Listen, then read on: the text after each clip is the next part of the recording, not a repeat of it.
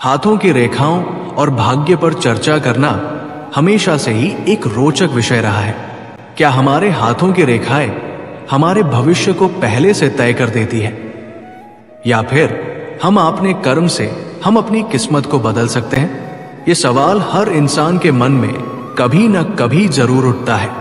आज के इस वीडियो में हम इन्हीं सवालों का उत्तर खोजने की कोशिश करेंगे।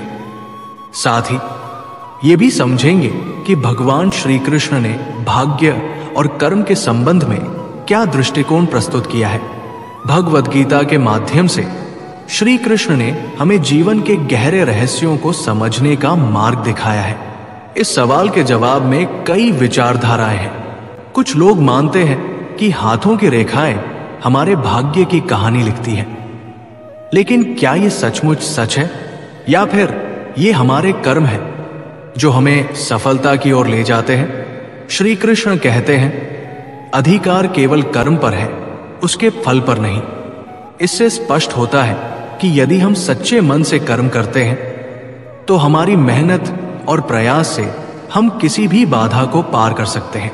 इस वीडियो के माध्यम से हम आपको यह समझाने का प्रयास करेंगे कि भाग्य और कर्म का सही अर्थ क्या है। ये जानने के लिए वीडियो को अंत तक देखें और श्री कृष्ण की शिक्षाओं से प्रेरणा लें। तो चलिए गहराई से इस विषय को समझते हैं और जानने की कोशिश करते हैं कि कैसे हम अपने कर्मों के माध्यम से अपने जीवन को सकारात्मक दिशा में मोड़ सकते हैं। भारतीय संस्कृति और वेदांत में भाग्य और कर्म पर गहरी चर्चा हुई है, और जब बात भगवद गीता के नायक भगवान श्री कृष्ण की हो तो उनका दृष्टिकोण हर शंका को दूर करता है। श्री कृष्ण गीता में स्पष्ट रूप से कहते हैं, आपका अधिकार केवल कर्म करने में है, फल की चिंता करना आपका काम नहीं। इसका मतलब श्री कृष्ण ये संदेश देते हैं कि भाग्य कोई ऐसी स्थिर चीज नहीं है जिसे बदला न जा सके। ये हमारे कर्मों का परिणाम है। अगर हम सही दिशा में मेहनत करें तो हाथ की रेखाएं भी बदल सकती हैं।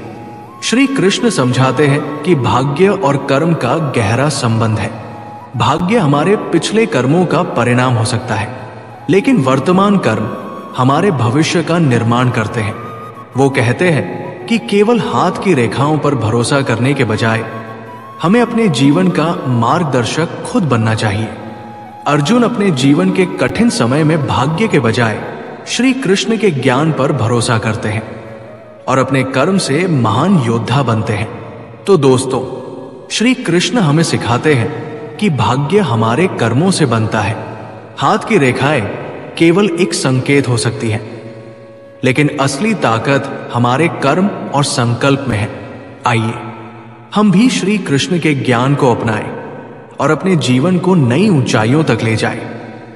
अगर यह वीडियो पसंद आया हो तो लाइक करें, शेयर करें और हमारे चैनल को सब्सक्राइब करना न भूलें।